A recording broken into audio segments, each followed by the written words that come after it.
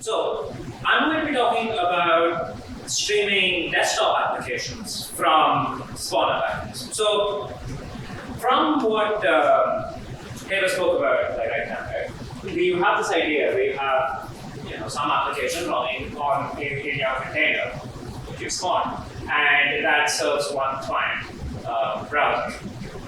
Okay, so in this category, basically, you have all of these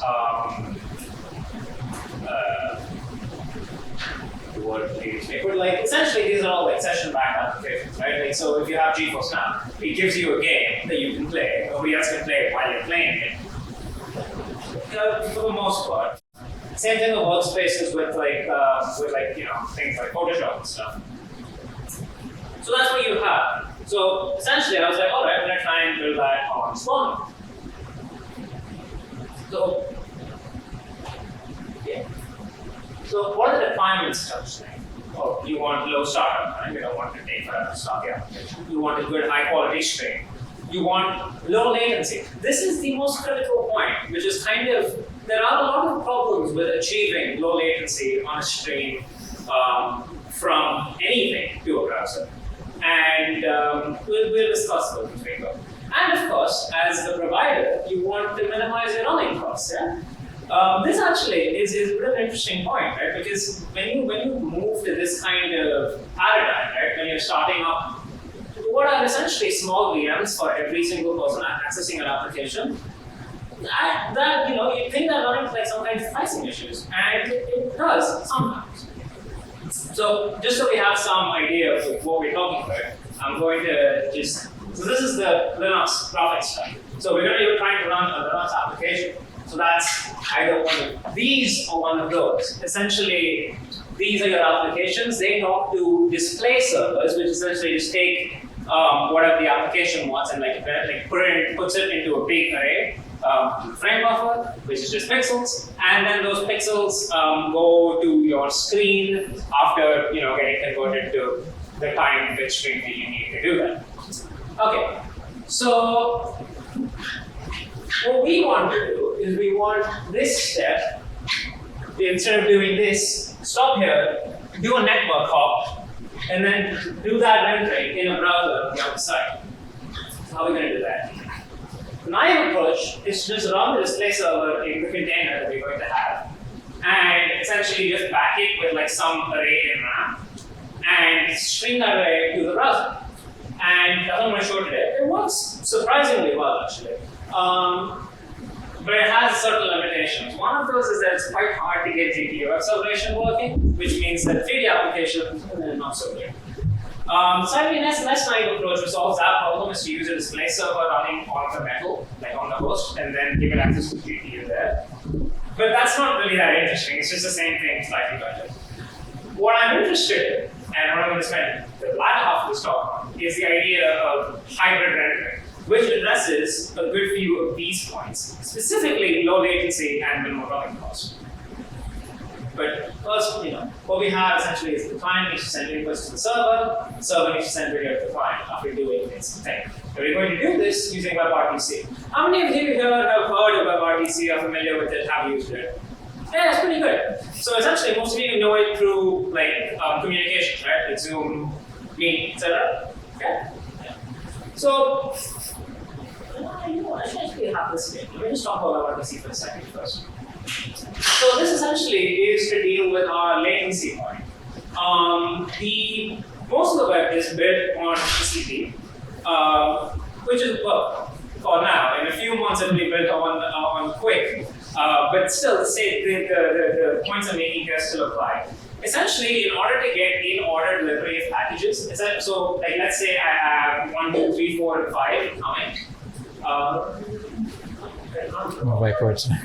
1, 2, 3, 4, and 5 coming, and if I don't get packet 3, then I can't use 4 and 5 at all. I have to send an ACK for 3 and then wait, and then that adds latency. Now this is important for quite a lot of things, right? Because you don't want random words showing up in your documents out of order that might lead to problems. But it's problematic for video streams and inputs because when I'm like doing mouse inputs, I don't particularly care if like while I'm moving my mouse there, right? I don't particularly care if like some position in the middle of these two gets lost and you just get like the one after that instead. Doesn't matter. I care about the latency. Same thing with video. In fact, video codecs are built to deal with some like frames not showing up. So, okay. WebRTC allows us to do this. It allows us to have unreliable delivery, which allows us to minimize latency. The browser has its own WebRTC stack which we can use. The server side, it's quite hard to use it actually. Oh, before that, okay, so you might be wondering, okay, why can't you just like send UDP packets? The reason you can't just send UDP packets is because browser vendors won't put UDP into the browser because it will make them massive bombs essentially that you can throw on anybody from any web application. Essentially, or you have everybody getting DDoS at all times, continuously.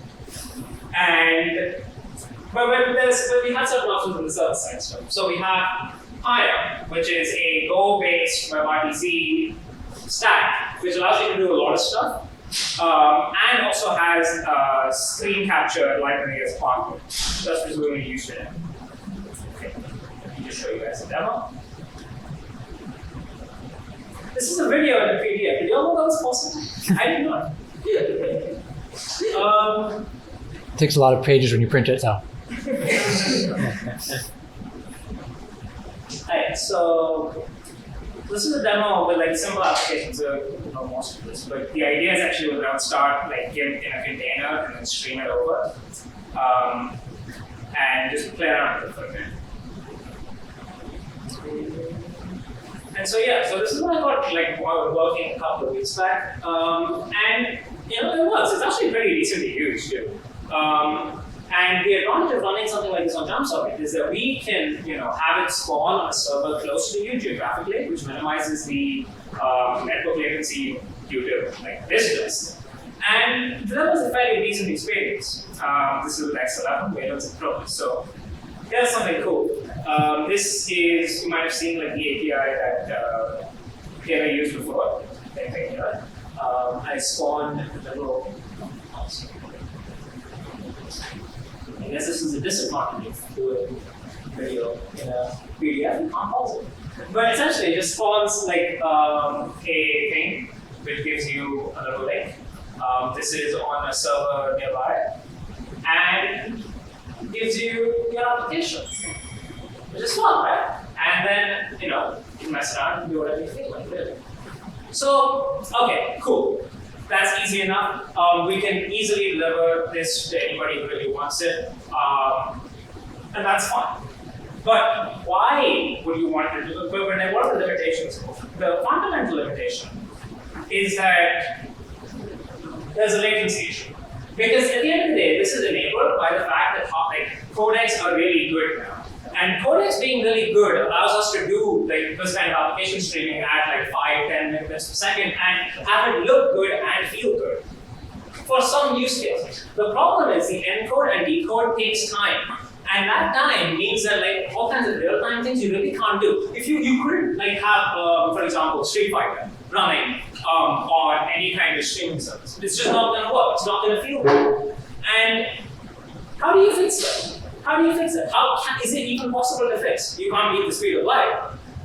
So what you can do is you can render something in a hybrid way. If you build an application such that you can have the latency sensitive parts of it rendered locally, whilst having the backgrounds and stuff that doesn't matter as much rendered remotely, you can get the advantages, which is to say, battery use and higher fidelity on parts that don't matter so much, and get the low latency on parts that do matter for that experience, the foreground of the game, for example.